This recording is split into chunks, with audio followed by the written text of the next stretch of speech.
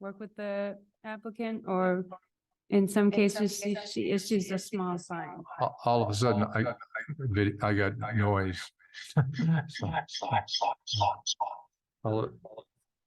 There was this applicant online that said they couldn't hear anything, so I unmuted it and it's echoing. Okay, all right. Can you give us a second, Mr. Kindler? We're going to try and resolve your audio concerns. Sorry about that. That's all right. I just, So, go ahead. I agree with your suggestion, but I would have actually gone stronger. So it's back to the problem you talked about, which is the people doing the digging may not know what's required. The person that knows what's required is the project arborist. And so it should be on the onus should be on the project arborist to be there. And if he's not there, then he ought to be blacklisted, or she ought to be blacklisted until they correct something. I mean, because the town cares about heritage trees. If we care about heritage trees, we ought to have some teeth behind enforcing it. So, All right, well, so there's all I want to do is so we're not overstepping our boundaries as a planning commission in terms of the regulation, but and also the ability to enforce. So I don't know that I don't know if we can be in a situation where we blacklist somebody, but we can come up with some language around the whatever follow-up there is. I mean, it could be that the arborist leaves for lunch and somebody deliberately does it, and then the arborist gets blamed for it because he went to lunch. So I want to make sure we're not penalizing the wrong person. We've had that happen on developers that were told to do something by the homeowner, and then they were the ones before us for a penalty. Also, there are cases where, because the contractor is paying the project arborist, the contractor stops paying the project arborist, so the project arborist stops going out. They Yes. tell me this. So we don't want to penalize the arborist necessarily unless the contractors. But continuing to here's the pay thing: them. is we don't penalize the ultimately the responsibility for everything that happens on that site is the homeowner. All right, that's the person that has to be on the line for everything that goes wrong. If a contractor makes the wrong mistake or makes a mistake, then it was in my mind, it's the lack of supervision by the homeowner, or the responsibility of the homeowner to fix it either way. And so they hired the wrong person, or they contracted with the wrong person. Ultimately, that's the only person I want to penalize. So that's a nice, clean penalty process for us. Anything else gets muddy because then it's a matter of who directed it. and I recognize the city doesn't have the ability to regulate what I'm going to say, but on a typical construction job, you don't allow the general contractor to certify the strength of the concrete. That is handled by a testing lab, and the testing lab is hired by the owner, not by the general contractor. And so you have some, we have some conflicts of interest here. Right. But ultimately, even under that condition, the homeowner is responsible. I agree. Yeah. I agree. But the fact Yeah. that they've hired the arborist, Yeah. puts them on notice. Right. Yeah. Right. So And in many cases, the homeowner would be the developer, because in many cases, there isn't necessarily a homeowner yet.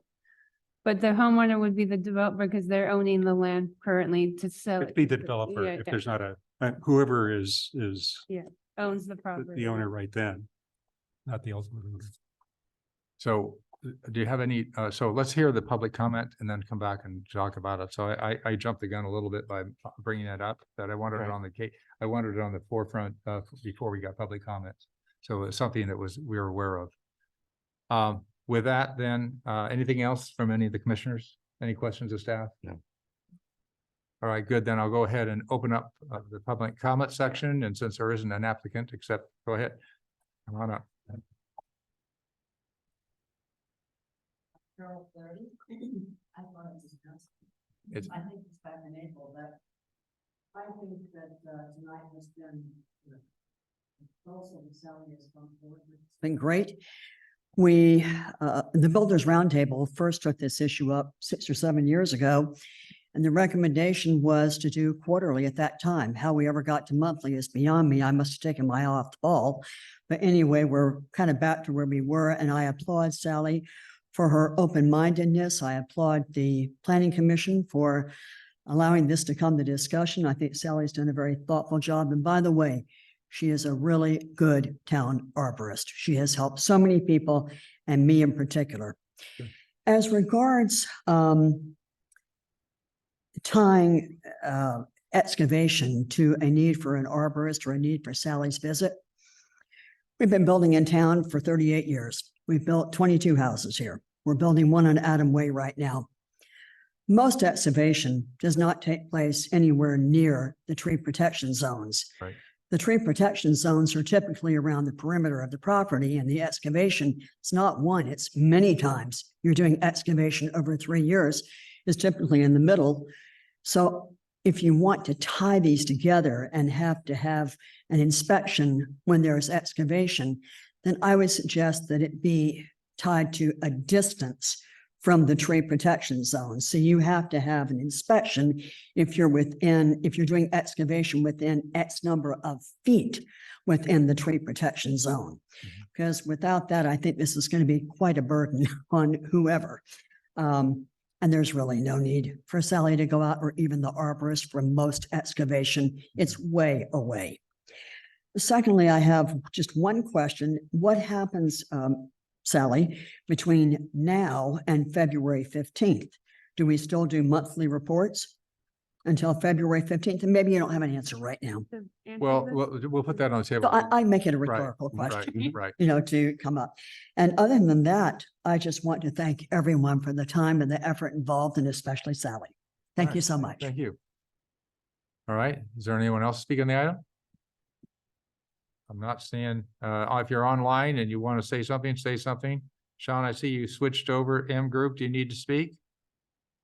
I see a name popped up rather than the dial. All right. I don't see anybody who wants to speak in the room or online. I'll bring it back.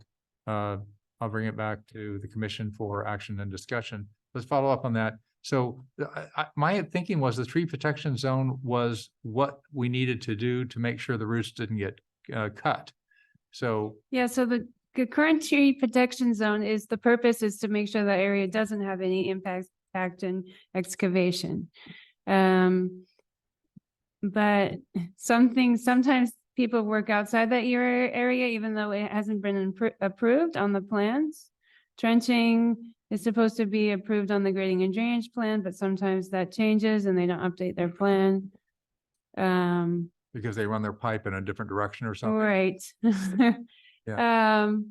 So, but Carol's correct that, I mean, if you're outside of that area, then you should be fine. That's the whole point of the TPC zone. So except for the items that come to planning commission, we do put conditions on those to have the arborist be there for if it's an ADU excavation or something but that's more specific. So I think it's easier to do that. And also that's for the cases where they're trying to have a smaller TPZ zone. But if you're working within the 8 times and the 10 times TPZ zone, then you shouldn't be excavating in those areas. And we're basically saying that you might encounter roots in those areas, but it's going to be okay for you to work in that area. All right, so one of the things I'll tell you what happened on the 1 month and where the 1 month came from. The 1 month was we had 3 or 4 projects in a row that were either deliberate or negligent in their management of the way the property was being handled, and the way the tree roots were being handled. And we had 3 in a row, like somebody went out there and just said, hey, you know what, this is too close, and so we went to 1 month as in a draconian measure to get things calmed down because we had so many in a row. And the idea would be to periodically review it. When you brought it up as an issue from a cost perspective and a difficulty issue, that seemed valid.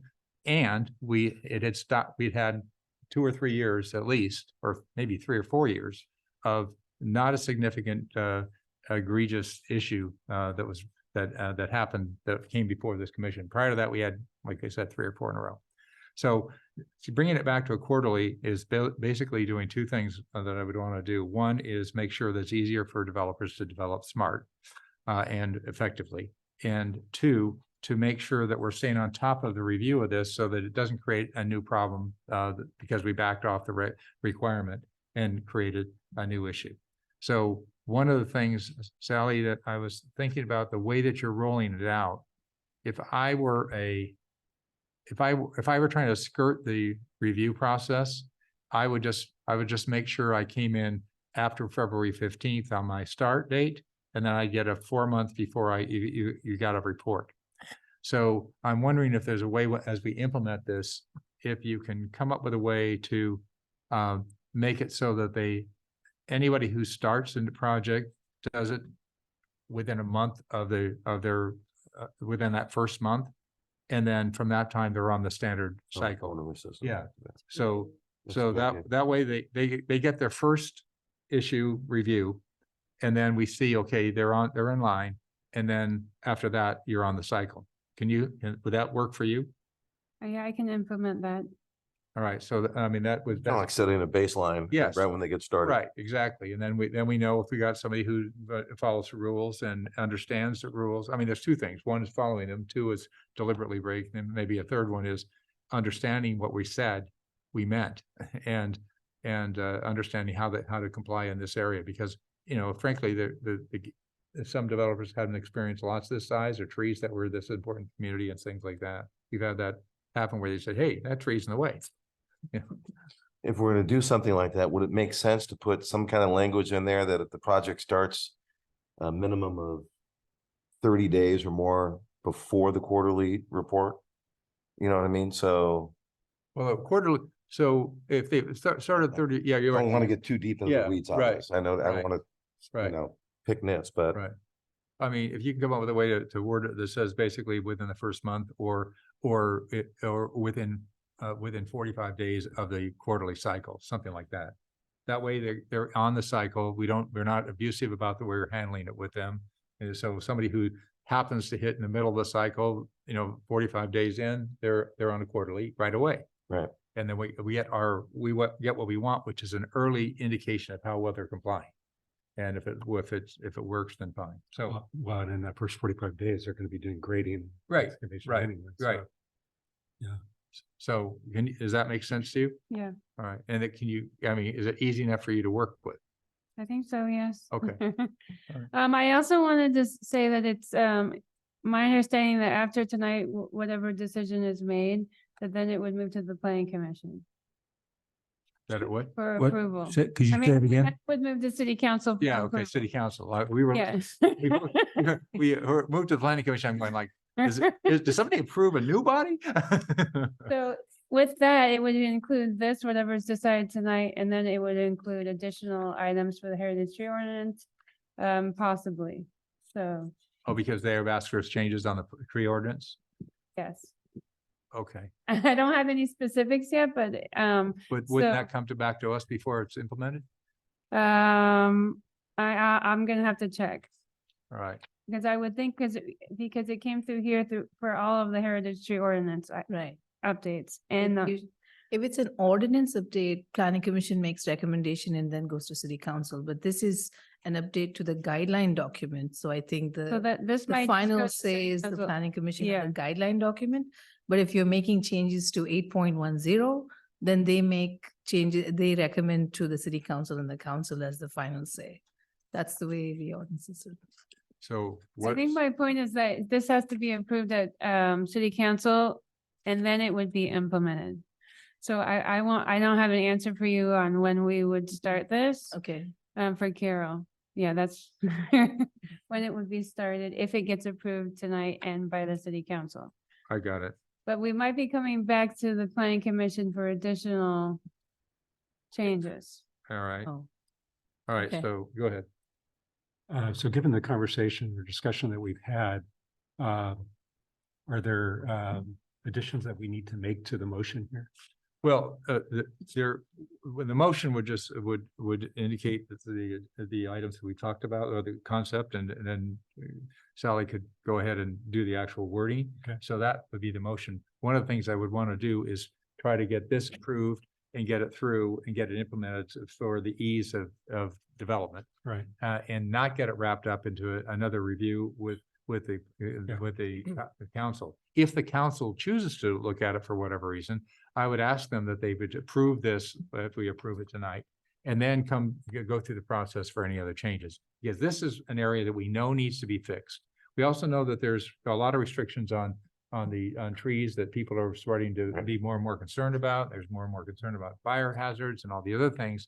So we know that there's going to be more work done on the tree ordinance, but we don't want to make it, it's okay to do incremental improvements to the ordinance that helps do the right thing, right? And wrapping this up into too many things will actually not help anybody. Okay. Yeah. I'm not Go sure. Are you saying that if we approve this, it still has to go to the city council? Yes. And you said no. I would say no, because it doesn't touch the ordinance. But we can come back to you. Come back to you on this. All right, so first of all, let's do two things then. So we get more information about whether it goes to the council or not. Let's go ahead and be clear on the motion then on how we're going to go ahead and make our statement. So how would you best like the ordinance, the motion made in terms of how the wording works best for you? I would say something with the edited amendments and then maybe give say what those amendments were, edits, which were, Excavation within the trees, the tree protection zone, as opposed to excavation in general. Right, it's not a change to the ordinance, right? It's just a change. of standard. Right, it's a change to the standards, not the But- ordinance. the standards so the standards is called out in the ordinance. So what I was told, because it is referenced in the ordinance, that it's part of the ordinance and it needs to be approved by council, but we're gonna find out. Okay, that. all right, good. So that's fine. So two things, so the two things we talked about then, one would be that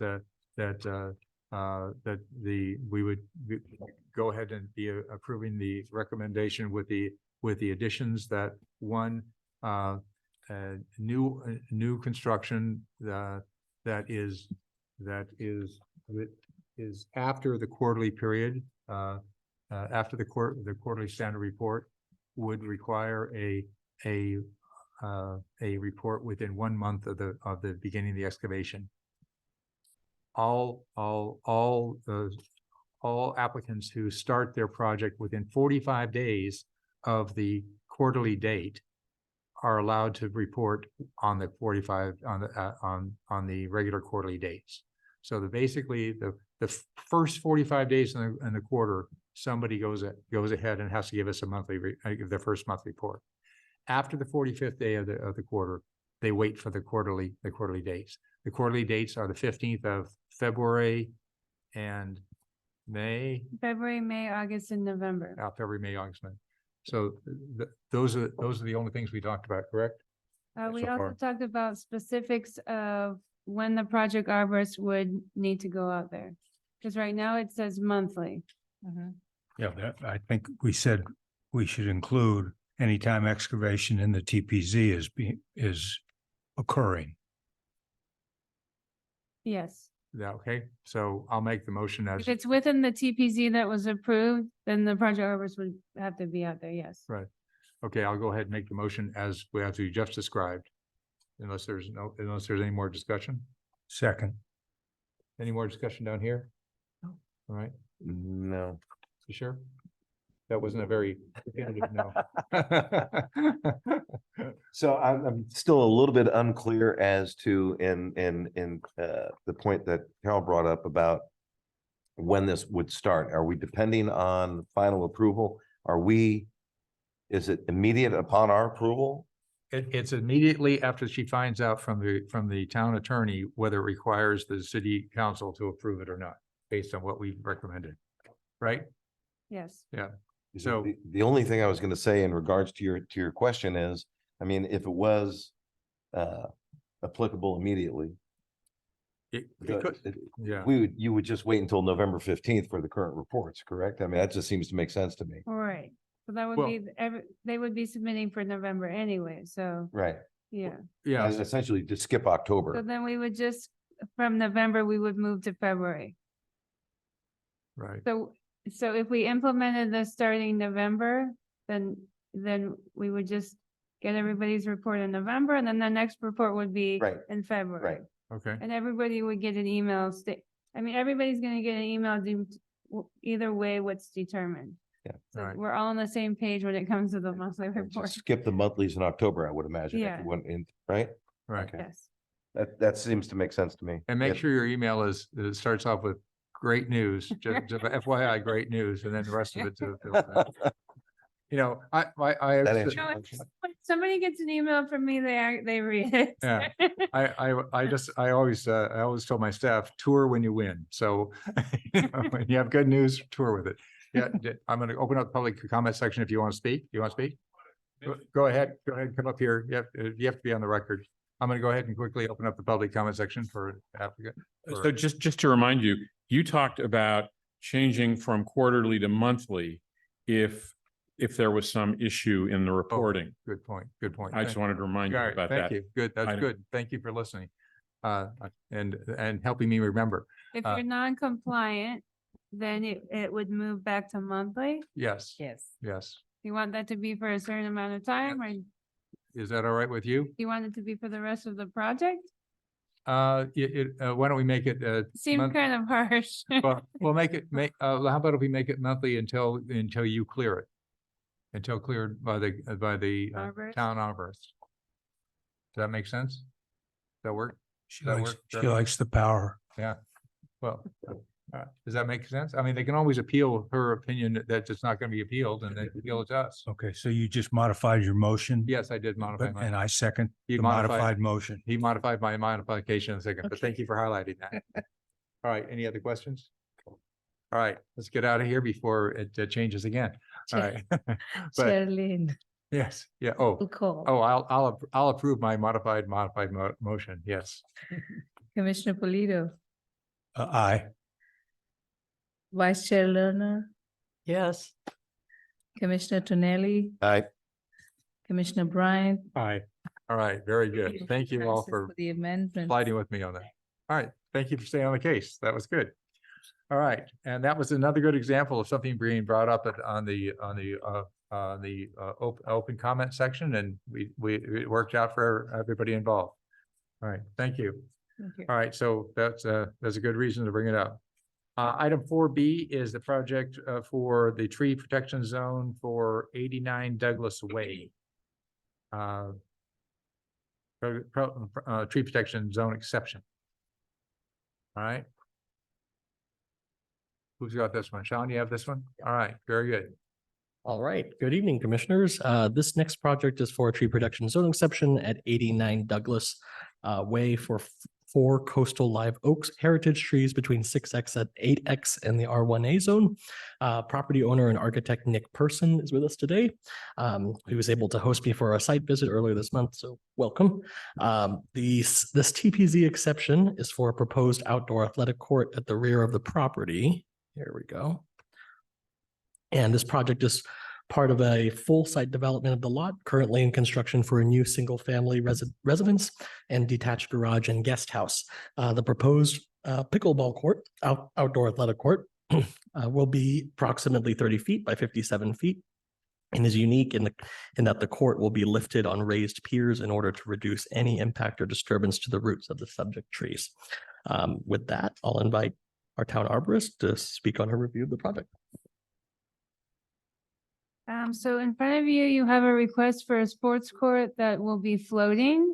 So it will be on piers and it'll have grade beams that are on grade. So, or those also will be above grade a little bit. So in this case, the only impact to the trees is the piers located in locations, and his request is to put those piers 6X away from the 4 trees highlighted A through D.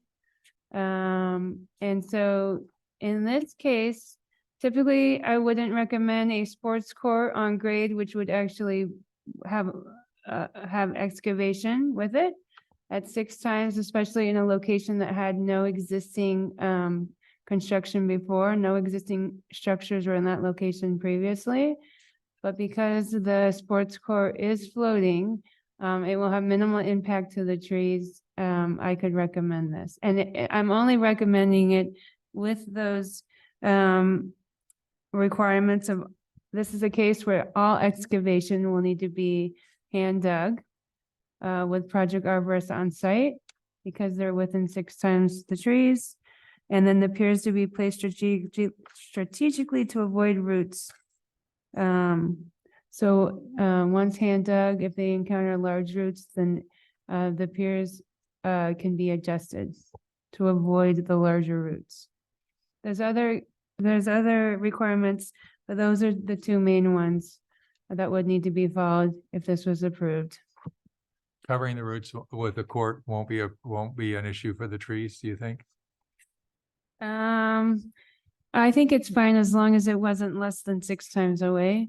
Okay, At 6 times, I think it's still okay. yeah, If they were asking to float this closer, then I would look at that more closely. okay. All right, questions? So, No, Go ahead, Bob. so this is a concrete surface supported by piers? Yes. How many piers? That's actually not correct. Hmm? That's not what these drawings say.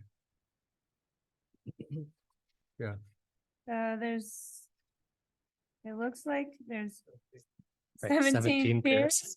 But the thing is that the requests he's making are for the ones that are within the 6X. Right, So he would be approved for piers to be an 8X and higher. So those would already be approved and he would be allowed to build the court there, but he's asking to put the piers at 6X.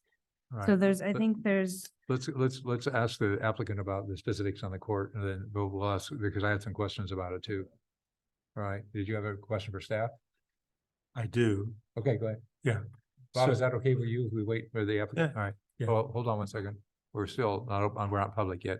So Sally, I'm looking at the site plan that's attached, SSP3, and then I'm looking at the listing of the trees and what they show on the site plan in terms of the diameters don't match up with what's in the report.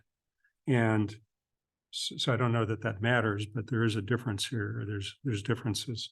And some of them are close, but there seems to be missing. It's just, there's a, so the tree that's the closest on the site plan, that tree has been approved for removal. So we're not factoring that one into it. Which tree is that one? The B? No, the A, B, C, and D are the trees that he's asking for the request of. Uh-huh. The small tree that doesn't have a letter would be the one that was, Oh, yeah, right there. removed. This The one right number here. She's talking 7. about this one. The one next to B? Next to the number court. 7. Next to B. Yeah. but I'm looking at the bottom of the the south side of the property line. Number, A, that's A. so A says it's 45 inches, but the report here says it's only 41 and a half. So tree A is a multi-stem tree. So we're only using one of the stems for the diameter of the tree. Okay, So it's a forked tree, so we're only using the largest diameter of that tree, one of the trunks. so the other thing I'm trying to understand is, so again, I'm looking at this plan and on the court, it has a shaded area where By D. yeah, where the court covers part of the root area of that tree. And so I don't know, so B says, I'm just trying to understand what is allowed That's here. D. That's D. Yeah, Right here. but B says that up to 6X, but this is more than 6X, I think. So the shaded area, it's my understanding, that's the 10 times. The shaded area goes to 10 times. Yes, the shaded areas would be 10 times, which is our standard TPZ zone. And then at a staff exception level, you can go down to 8 times. And he's asking for 6 times. So he's just showing what it would be if it was, what the court size would be if we were requiring a 10X on all those trees. Right. And so the dark heavy line is the 6X, which you're saying is no go in terms of intruding upon the tree, but it's okay to go 8 to 10X in this case. Okay. But specifically, there are piers here that'll be within the 6X area. It's Yeah. not just that there's a grade beam. Yeah, right. So there, if you look at this closely, there's piers here, and she's saying, I'll approve those piers. No, but what I'm saying is between those piers, there's a concrete foundation. Oh, yeah, no, there's no, it's not a concrete foundation. It's I a don't- grade beam. It's a grade beam, which is Right. a concrete foundation. Right. All right, let's talk about that. So let's go and come back to that. Yeah. All right, so we'll go ahead and open up public comment and we'll hear from the applicant first. All right, thank you. Okay. Nick, are you Nick? Yeah, All right. so Go ahead and introduce yourself for the record. it's a complicated drawing. Nick, go ahead and introduce yourself for the record, all right? Can't hear me? Yeah, I can hear you. I didn't hear your intro of who you are though. on the Oh, record. sorry. So I'm Nick Pearson. I'm as Sean mentioned, the architect, but also the homeowner. Okay, It's our sort of residence. The pickleball court is in the basically only left area of the space. Mhm. The guest house and the garage were both kept, they're remodeled in order to sort of not conflict with the existing trees. The lot is beautiful, but it's complicated in terms of trees. It has 22 heritage oaks on its perimeter, all on the side of the fence. So we are, to be quite honest, particularly concerned about tree number 5, which is a beautiful sort of massive oak, very good vigor. so on our map here, you're talking about D above, That would be A. A? Yeah, Okay. that would be A. All right. That's so we looked at many different options and different angles for this pickleball if we at all could do it. And we came to the conclusion that doing it elevated, lifting it up would be the sort of one that would have the sort of minimal impact, if any impact. Everything that you see on this drawing that is sort of dark black is actually floating. That's 4 inches above existing soil, so that will never touch anything. They are resting to begin with on a void form, which is sort of a cardboard, 4-inch cardboard platform that will then eventually disintegrate once the concrete has cured. So it is literally floating. The grade beam that goes Be able to look around, under, you'd be able to look under it after the. you will not, because you will have grade beams around it. So Okay, it will be like an invisible crawl space. It's 4-inch, so it's not Right, that it's go sort ahead. of Can I just clarify for our benefit, when he's talking about a grade beam, he's talking about a foundation that's in the Right. ground. right, and I know that, so I know, that's. I'm what I- actually talking about slab right now. I'm coming to the foundation or the grade beams. I'll tell you that later. Or next. All right, well, all right, so we understand what is gonna touch the ground. That's what we're gonna wanna know. So the next thing is what you see in red, which is sort of the frame around it, and that is the grade beams that is holding up this slab. Those grade beams are 18-inch tall for structural strength. 6-inch of that is in soil. So the whole platform is elevated 1 foot. So the excavation is 6-inch where there is a grade beam. But what's interesting or what's worth noticing is that a big portion of this was an existing pathway, a concrete walkway that went on the property that has been removed.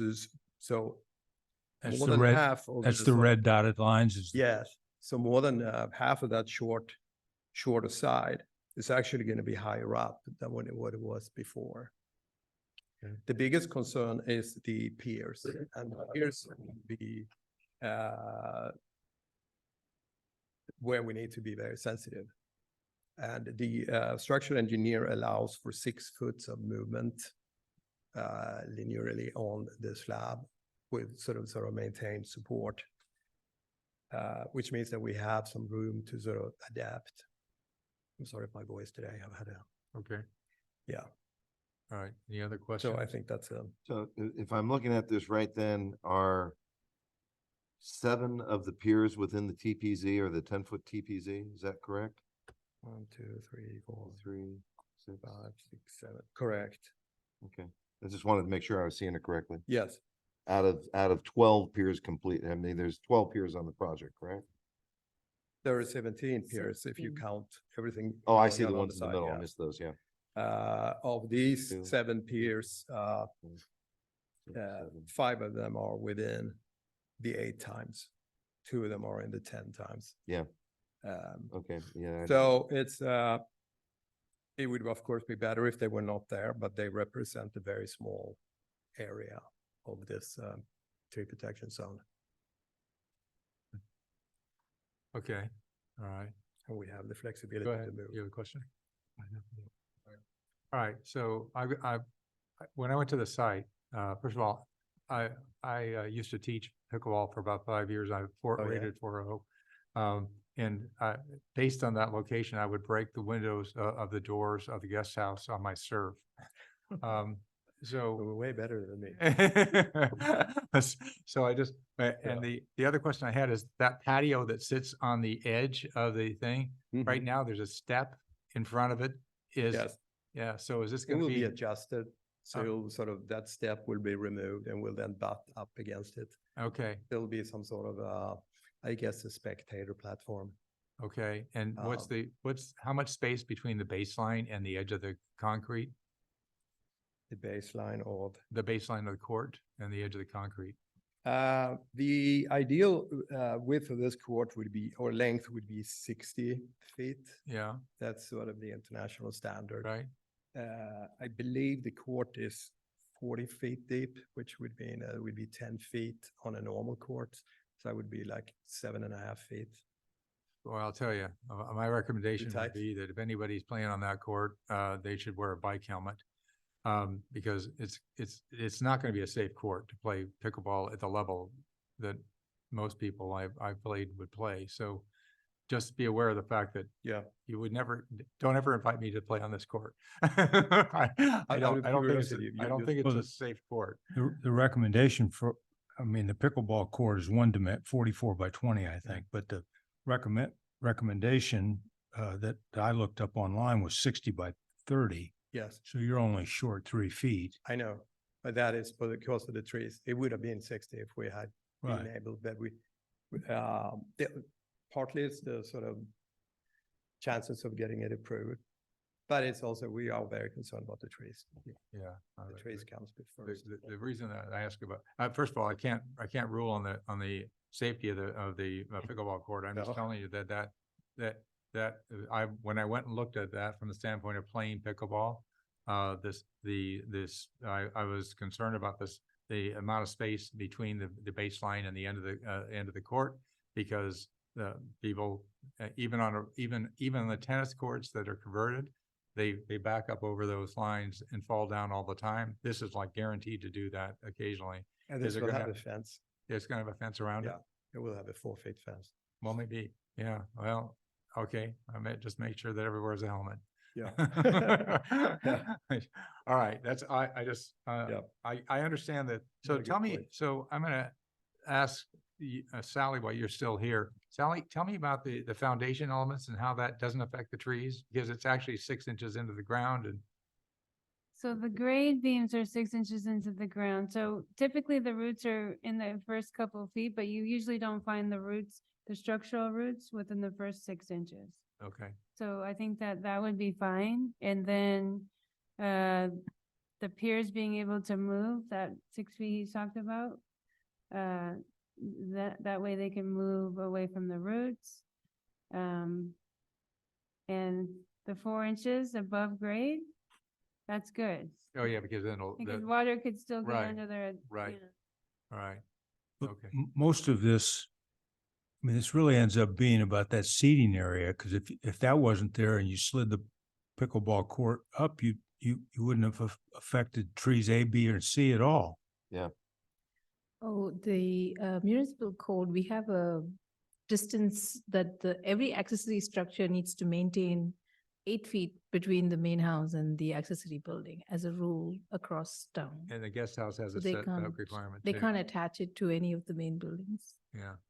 So the guest house couldn't have less space in front of it either. Yeah. Question for Sally. Shall we wait till? No, go ahead. Well, just for Sally. Yeah, we'll wait till we close it. All right, But I'm, go ahead. so if the pickleball court slid towards the guest house, it'd just be a different kind of exception they'd come to the planning commission with. It'll have to if it doesn't maintain the 8-foot separation distance, then it would be Out of compliance. It would be an exception. out of compliance, and maybe we would have to think about a variance or some. We usually work with applicants to make sure that we achieve the separation distance from a safety standpoint. I'll tell you, that would be harder for me to approve though, because when you play pickleball, that you don't want to be, and those are glass doors back there. I mean, it's, when I was looking at the site, I said, if the pool were where the pickleball court is and the pickleball court was where the pool is, that'd be a better setup, but then it might not be as good for noise for the neighbors, but, yeah. But anyway, it's gonna be tough. Make sure you don't get anybody on that court that's rated above a 3-0. I promise. I think this would be primarily my wife, to be honest. All right, any other questions before I ask for more speakers, and then we'll close it, ask her. All right, any other questions? All right, Nick, thank you. Thank you for coming. Thank you so much. Wear your bike helmet. All right, is there anyone else to speak on this item? I'm looking at the screen here. I'm not seeing anybody that's coming forward. There are some people that still are on mute. I'm hoping that you're having a fun time watching.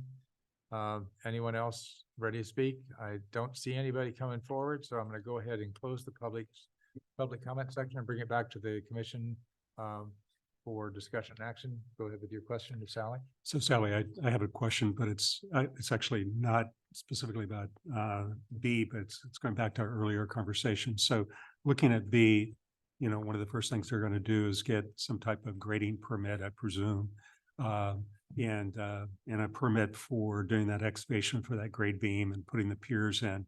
So my question is where is the language that requires them to have their project arborist out there while that is going on? So if this gets approved tonight, that will be in the certificate of approval. The requirements that I put would be included in the certificate of approval for here. And then they should already have a grading and drainage permit, correct? So they would need to revise their permit to include this on their grading and drainage, and I review that. So I review every building permit that comes to the office. And so it would just be part of the process of them having to have the project arborist on the site. And then also that would be required to be included in the monthly report, if that's going to be starting to be built, documenting the whole thing. And I think you meant the Yeah. quarterly report. depending on what happens and what we find out tomorrow, yeah, in the quarterly report. Does that answer your question? Yeah. All right. Bob, did you have anything else that you wanted? Oh, no. You do anything? Okay. All right. So, all right. So, we'll need a motion. And I'm not gonna make this one. I'll make it. All right. I move that the planning commission approve the exception to the tree protection zone for the 4 trees at 89 Douglas Way for a proposed athletic court as listed below. The trees we've talked about, tree 5, tree 6, tree 10, and tree 12. And find that the project is categorically exempt from the California Environmental Quality Act pursuant section 15304, minor alterations to land. This project would not be contrary to the purpose and intent of the general plan for the reasons outlined in the staff report and that the commission approve the TPZ exception subject to the conditions as listed in the draft TPC certificate. All right, motion, there's a second? Second. All right, motion second. Let me, before we vote, I just want Oh. to, I've got a problem voting yes on this one because I think it's the wrong place for the wrong thing. But there's nothing that allows me to vote no on it, based on the fact that it's about trees. So I'm going to abstain, because I just think this is one of the things about the, not having design element, to our planning process that's really bothersome, because although the trees will be okay, it's a miserable spot for a pickleball court. So I'm going to abstain. So go ahead and with roll call. Commissioner Polito, Aye. Commissioner Bryan, Aye. Commissioner Tonelli, Aye. Vice Chair Lerner, Aye. Chair Lane, abstain. Abstain. Thank you. This motion passes with the majority saying yes. All right. Congratulations. Very good. Good luck. Be careful. All right, with that then, item 4C was withdrawn. Rhoda, you want to give us just a little bit of overview of what happened on that? Yes, I want to give you a bit of an overview. When we received this application, we had the full packet. It was noticed to the 500 feet radius notice that we do for all commission items. It was in the Almanac newspaper for the commission's agenda. It was already queued up for staff review and everything. And we received a letter from the applicants on the 15th of September requesting to withdraw. And they are within their rights to withdraw. They have sent us a letter, which we have attached. And so at that point in time, it's still agendized, but we have to note, because we have noticed it, we have told the neighbors that this is going to happen. But it is withdrawn and we have to keep it on the agenda and state it as such. Yeah. I just wanted for officially to go make sure it was clear why that was done. I do have a question. So Yes.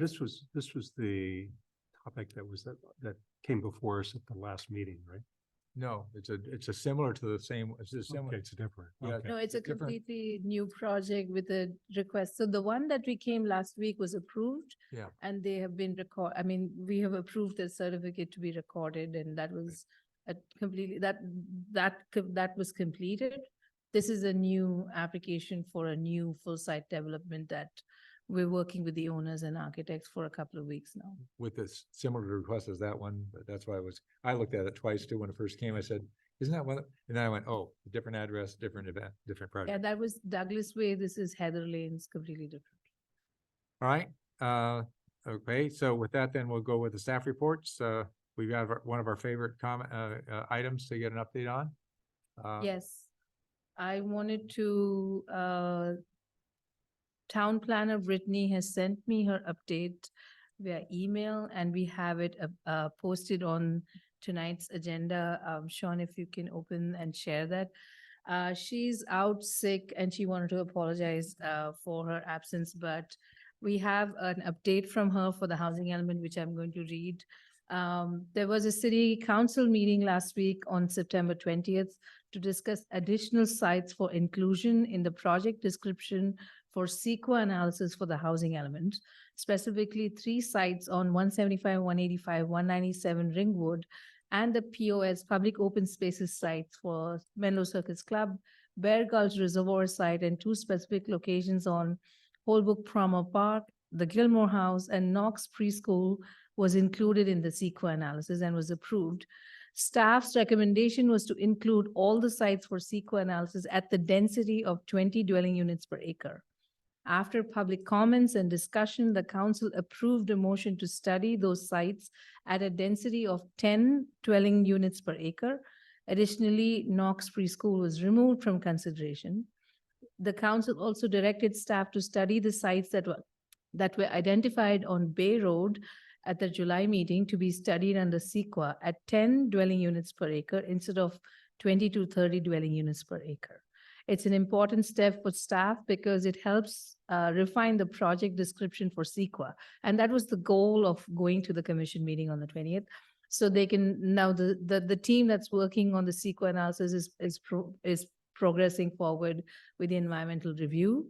The next steps are the discussion of the objective design standards, and this was a topic of interest that many speakers at the council meeting were talking about. It would relate to what this multifamily housing would even look like, the building height, scale, setbacks, parking requirement, and then we would be setting dates for future workshops on those topics and provide notices to the public soon. There was a second item relating to the housing element at the council meeting, and this was involved 3 additional scopes of work. The first was to add a feasibility analysis to the inclusionary housing study that is currently underway. BAE Economics is the consultant that's currently working on the inclusionary housing study, I believe. The council opted not to proceed with the feasibility analysis. The concern being that the information could support housing at densities greater than what the current council had currently considered at 10 dwelling units per acre. The second scope was to engage a marketing specialist to assist with public information relating to housing element. And the third was to engage a lobbyist on retainer who could present unique cases of Atherton to the California legislators while the housing element continued to be reviewed by the state. The council directed staff to pursue both the options, and we are currently proceeding with the marketing specialist and engaging a lobbyist on retainer. And she apologizes that she wasn't able to attend today, and she's available to discuss any elements relating to the housing element on as a regular topic or at the interest of the commissioners, if that's the case going forward. Thank you. All right. I think Are you- there's one correction that Yes. those 3 properties that were added to the list were on Ravenswood, not on Ringwood. Oh, sorry. There's one property on Ringwood and 3 or 4 properties on Bay Road that were included at the prior meeting. And they were really only included because nobody complained when they were on the early on On the first. overlay zones. Mhm. And I spoke up and thought that because a lot of people showed up complaining Mhm. from the area, primarily from Frederick, but also from other nearby locations. And I think the council is making a grave mistake to leave those in the CEQA analysis after they backed off of when neighbors complained on Valparaiso, on El Camino, on the Alameda, and on the 170 Atherton Avenue project. They said, okay, you complained, so we won't do it, but they did nothing for the people that showed up to complain on Bay Road. I think it's a grave injustice to those people. Judy, And I will still lobby to get them removed. Okay. Yeah, I would say about those 2 on Ravenswood, those are the only 2 lots, I think in Atherton on Ravenswood, and they're kitty corner to the project that Menlo Park's going to do on the former SRI site.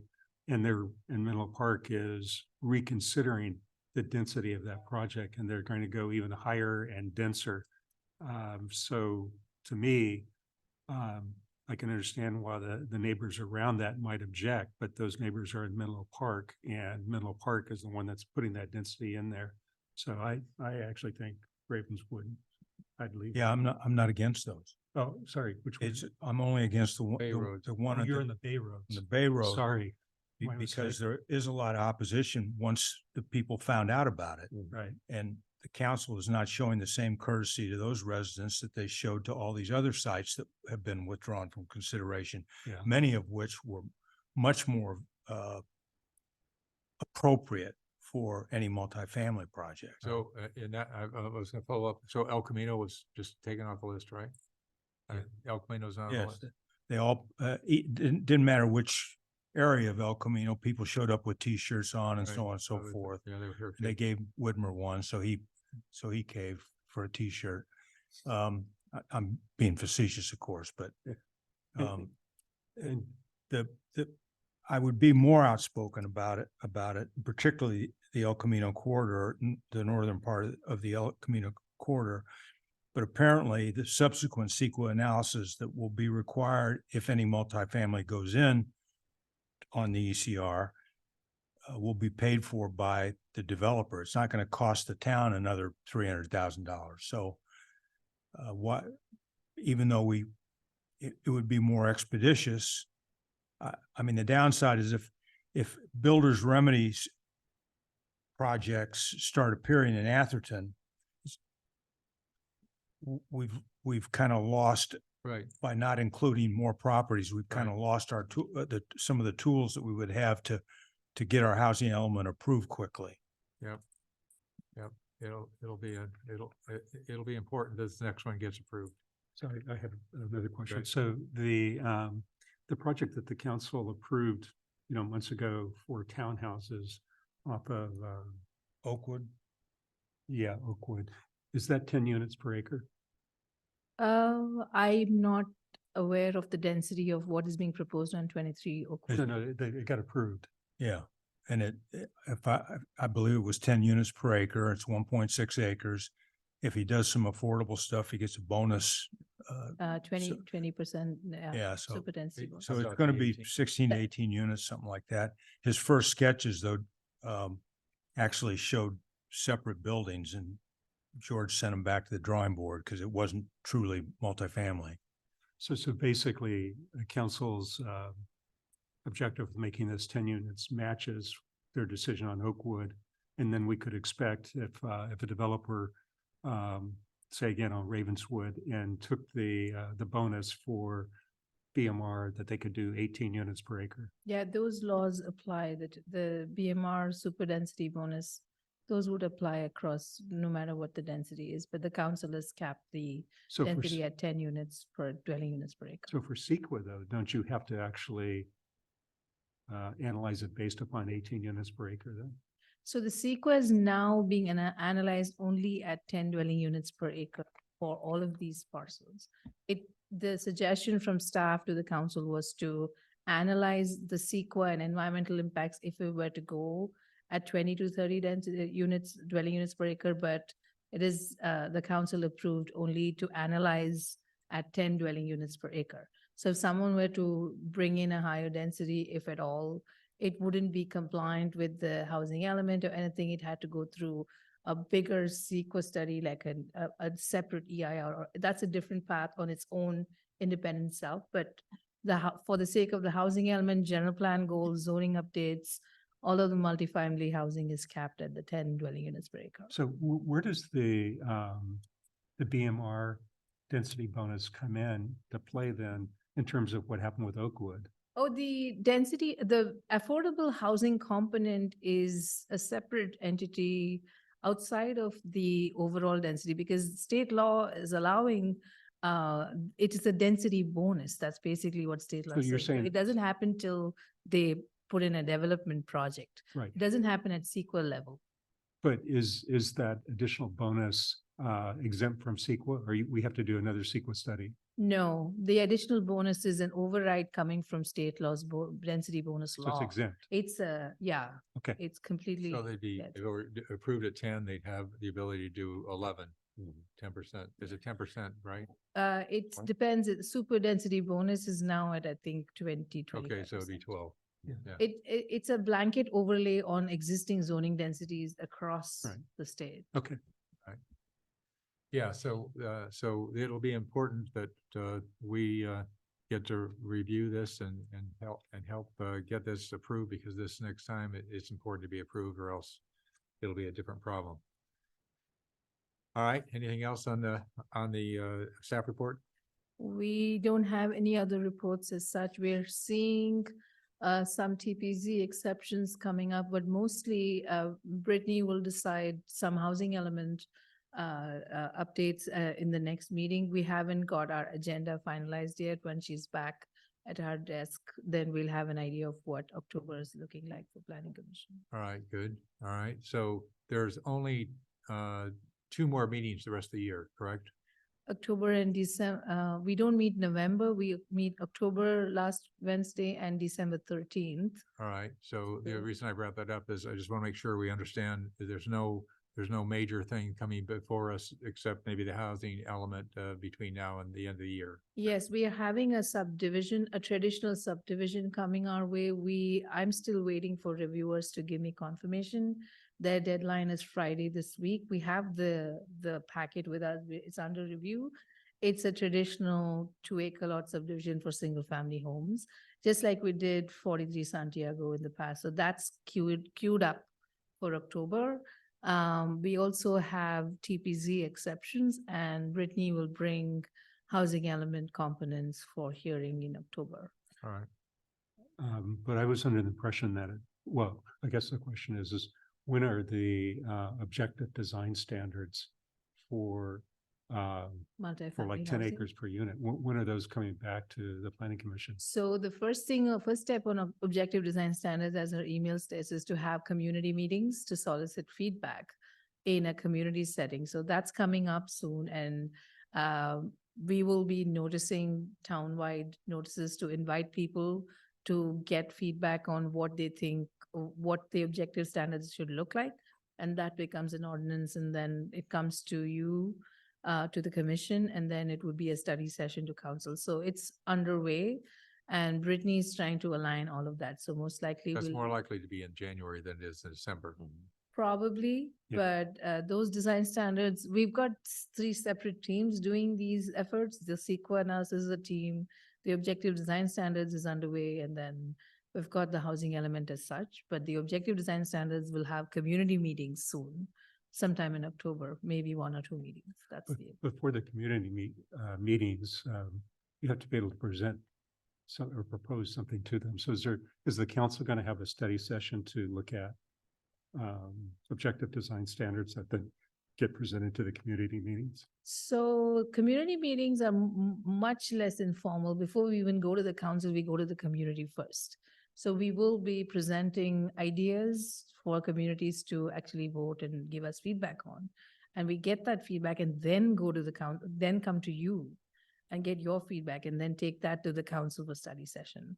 The commission and council is very formal for feedback. It's mostly comments, but in a community meeting, residents can walk in and talk to a planner and tell us what they think about what they're seeing in terms of what that multifamily looks like. So it would be a visual, interactive feedback session, informal, where residents can come and give us what their opinion about what they want Atherton's multifamily to look like. That's what we did on the city, on the town hall and things like that too. So, Yeah, they had a meeting like that early on yeah, at, over at the park. I was there. but- And there were pictures everywhere and people could pick their favorite, stuff like that. I imagine it'll be some process similar to that. That's right. That's right. All right, anything else? I just want to make sure we are clear on what's happening the rest of the year. So well, that sounds like we're pretty solid on that. All right, nothing else? Nothing else from the staff's end. No. All right, I had a couple things I just want to highlight. We did receive some correspondence from residents. One was from Noah Kindler, who sent an email to Bob, that Bob forwarded to me, and he was bringing up the issue about the tree ordinance and the setback requirements. Yeah, if I could, Go ahead. what he just brought me is not Noah's original email. I've got that on this one. This is Noah says, I was on the CC and led the charge so you could remove the redwood. No, but That was Bob's response. Noah had a 2-page email prior to this Oh, I exchange didn't that get you that. don't have, I don't and that's get the one I Got that today? Did we get that today? I know you didn't get it at all. So would you forward that to Rada? So one of the techniques that we want to deal with to protect you from any Brown Act issues or anything, if someone ever sends anything to you directly, forward it to Rada, and then she will go ahead and forward it to us, because you start doing forward to you to one of us, then somebody might mistakenly say, oh, well, Paul will see this too, and pretty soon you're Brown Act violation all over the place. Yep. She's the safety spot. She's allowed to send it to all of us. So just a Well, technique. I'll summarize, Yeah. and Noah's online. He's connecting to audio right now, Okay. but planning commission had to, the city council had to deal with redwoods that he wanted to take down in his yard. Okay. that the planning commission denied, with the exception, with only one vote in favor, which was Eric. I went out and looked at the property, and I know about redwoods and how, you know, they're not native. They don't do well here, particularly at this time of year. Right now, they're falling apart. They're staining everything, et cetera. The roots are incredible. And so we gave him permission to take them down.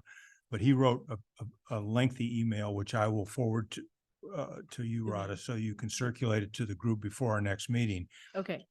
I'm very, kind of to highlight, he provides in that email a number of suggestions about what could be done to put trees, bring trees down to the same level of protection that people have in this town, because right now they're favored over people. I always say that. And he made a bunch of positive suggestions, which I think would be a good template for us starting some conversations and making some recommendations to, I guess that would go to the council to dramatically change our tree ordinance. Okay. And I think personally that there's a number of changes that should be made, as I mentioned before. So I'll make sure that it gets to all of you. I'll get, Okay.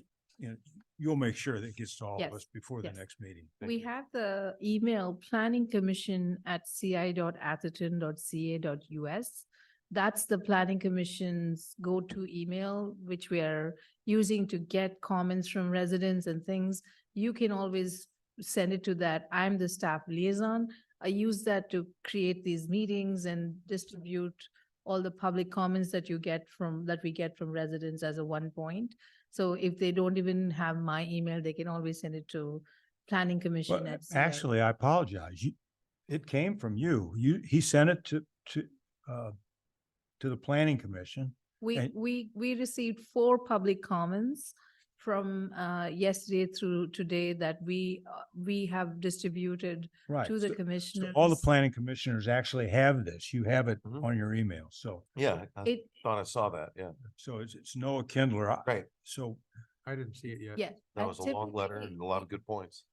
And typically, if it comes as late correspondence after the packet has been published, I will make PDFs and redact personal details and put it up on the agenda online, because it comes in at the last minute. We are not able to produce the full package for your review. It's a comment and it's part of the late correspondence.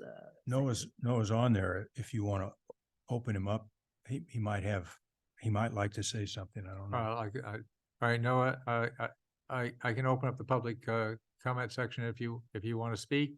Otherwise, you might want to, you can also wait until we get the distributed. I didn't get it. I don't see Oh. it in my email. So One it may have been sent to me, but maybe it might have gotten caught in my spam or something, but I didn't get it in my regular email. I didn't see it earlier. Yeah, I didn't see it. And I watch it regularly, coming right into the meeting, so I Mhm. know I didn't get it. I got a couple other ones, but not that one. It came today at 1:00 and I forwarded as late correspondence, unfortunately, To me? to all commissioners. I yeah. got, mine is timestamped 3/17. From And the from you. commission, yes. Yes. No, I might not have looked at it after that. Yeah, okay, I see some stuff from you, but I don't see that. So could you forward it to me again? Yes, I'm going to re-forward this to everybody. All right, very good, thank you. Apologize. We also got some correspondence from let's pull up the name here. From Dean Foster, also talking about maintenance issues on a property and how it's being taken care of on it looks like an easement or Mhm. something near his property. That stems from the action they were talking about. It all started with sidewalks Okay, in front of the city council, but it extended to trees. all right, So, and the bulk of the conversation revolved around the area across the street from Town Hall, that area. I can't think of okay, what it's called right now, but all right. the only, That open area off of Fair Oaks here? yeah, the Yeah. only place we have sidewalks, that's Right, where it is. I right. can't think of the name of the town, but they've got a pretty tight-knit community over there. All right, so we did get it. We all got that. So I just want to highlight the fact that we did get it on the record. That's all I had. Well, there were two of those. Yeah, there were two. I only got one. I've only got this one with me right now. What was the other one you were talking about? We Deep just Foster? got a voicemail that was left at Sally's email that talked about the tree ordinance in general and not Yes. specifically for the monthly updates. Yeah. We also had another public comment that talked about the tree ordinance in general as to some ideas of what we could do to improve or change or modify the ordinance as such, but not specifically addressing the monthly tree reports as public comments. So I've distributed that to all of you as and when I see them, Well, I send them. the two that I saw, Rada, were specifically complaining about the change to the ordinance of making adjacent homeowners responsible for the maintenance of trees Right. that are in the public right of way. Right, that's the one I saw too. And these Who's that people, was from? these people are talking about suing. Yeah, who is that? That ordinance actually was part of the council's update on the sidewalk ordinance update last week, I believe, where there is an impact to what's happening to the items, what happens to the things in the right of way and who's responsible for it as an update to the ordinance to comply with state law. Right. I'm not familiar with the details. It's Robert Ovadia, the Public Works Director. And Lisa Marie, who's our code enforcing officer, is more familiar with it. But I do know that what you're speaking to is from that ordinance update. It affects property owners and and their ownership, and they need to maintain everything outside of the right of way in front of their parcel frontage. So has that ordinance changed? I don't have an update for you regarding that. I do not know whether the council approved it Lisa or not Marie's yet. raising her hand. She- Yeah, I've got to open up the public comment. I want to finish. Lisa Marie is raising her hand. I hold on, let me, before you open it up, before we open it up, I want to finish Yes. the conversation with the commission. So there's a couple of things. I'm not familiar with that current requirement, and if I had been, I would have been hacking some trees that are in front of my property that are getting in the way of my trees. So I'll need to know more about this either way. Also, I had no understanding of that. I knew about the requirements about the sewage lines, but I didn't know about trees outside the property being required to be maintained. I am going to let Lisa speak more to Alright. it, and I would definitely point to Robert Ovadia, the Public Works Director for Right. this, because he was the one that led the conversation to the council for the ordinance update on frontage and frontage related elements outside the right of way. So Let me have, Lisa Marie, yeah, let me open Can up the speak to public comment section. All right, Lisa, I'm gonna open up public comments, so go ahead and speak. You're off mute now, so go ahead.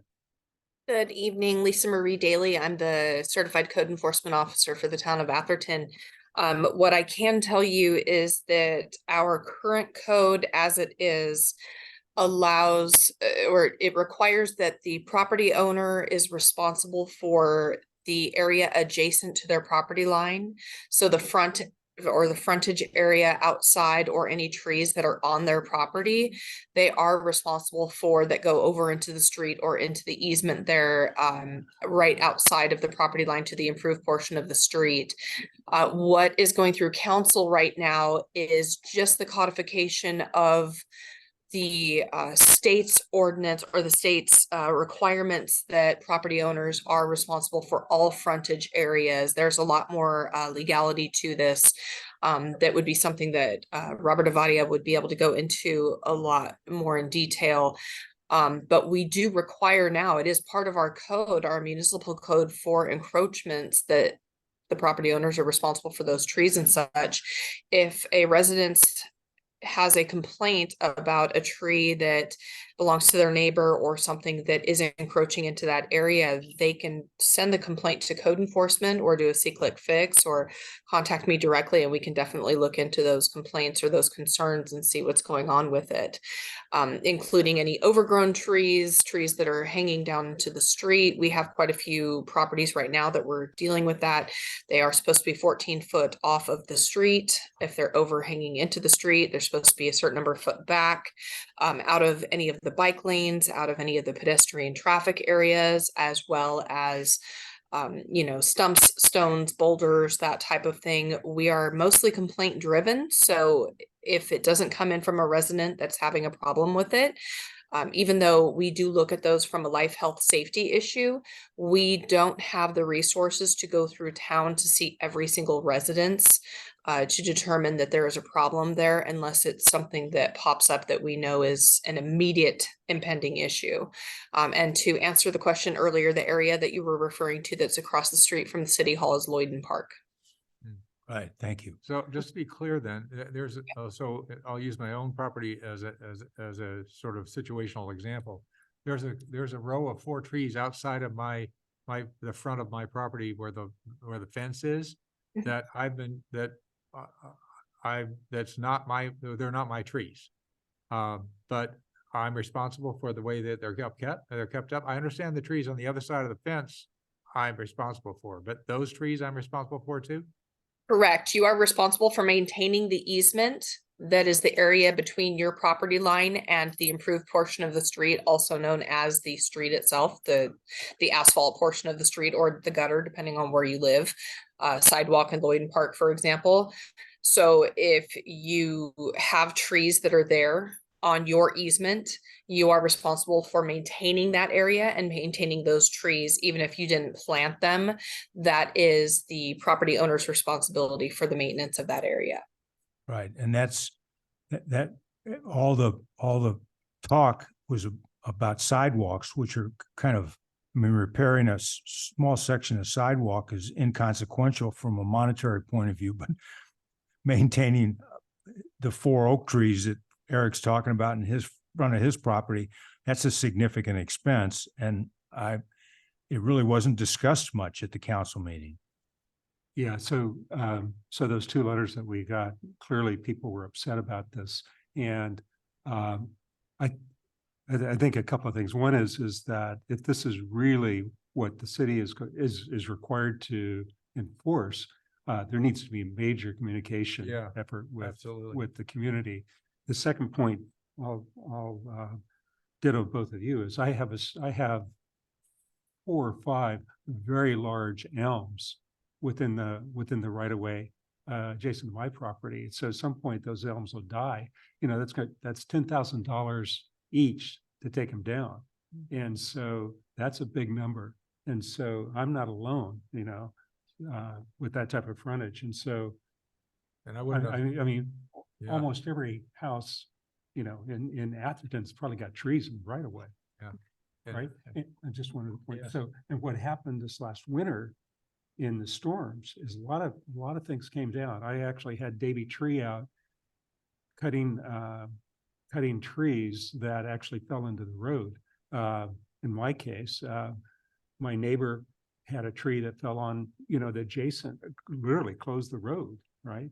And so when we see that again this year, if there's more storms like that, and the city starts telling people, you need to get people out there to take care of this, it's going to be an issue. Yeah. All right, Now, Lisa. Yeah, keeping in mind too, just one last thought on that.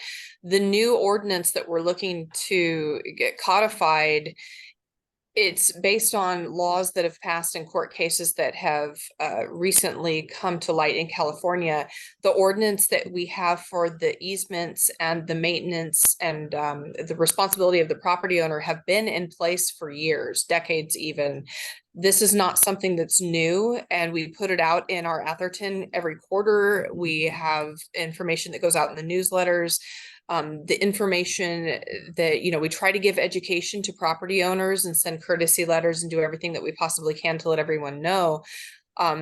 that information, such as what you're talking about, and I understand there's a lot of education that needs to go on, which is why I'm here, and I try to educate people as much as we possibly can. But those ordinances are not new. Those, the maintenance and the requirements for the responsibility of the property owner is something that's been in place for quite some time. The codification that we're referring to for the sidewalk portion of it is based on a recent court case that we just need to update our municipal code on. And as I said, I would definitely refer that back to Robert Avadia and to our legal counsel, because they're the ones that have pushed that forward to say we definitely need this for sidewalk and other responsibilities. But you can trace back quite some time in our municipal code, but we are looking at other avenues, myself, Rachel, and other members of the town, to find ways to educate people as to what their responsibilities are for property management on that. And we always welcome any suggestions that of ways to be able to reach the community and let them know on that, because we definitely don't want to have anyone incur any additional fees or charges or fines or anything on that. We want to work with the community and try to come up with the best solutions for this. So if there's anything that we can do to help you out with that, please let us know. Well, I would definitely try to figure out a more widespread communication strategy before the winter sets in. Yeah, because I mean, those trees I've thought I couldn't touch. I mean, I would have had some trimming done to them because they're, they're from the street out in. I understood that I was responsible for the ground, but I had no idea that I could touch the trees. So they've been growing over to my property and pushing my trees and everything. I go, well, it's the city's trees, so what can I do? So, this is the whole time what is it, 23 years I've lived here. I didn't know those trees were mine to fix. So, surprise. It's gonna be, well, and then if one of them falls over the street and the city says, Yeah, or a car, you paid, or or falls car, or something. a car runs into it. Right. Yeah, okay, all right, Yeah. yeah, all right, this is exciting. I'm glad we brought this up. Motion to adjourn. Motion, Second. yeah, a motion to get my chainsaw. We have a motion to adjourn in a second. All those in favor say aye. Aye. Aye. Okay, there we go. Unanimous. Thank you. Thank you all for Yep. staying the whole time. Bye-bye.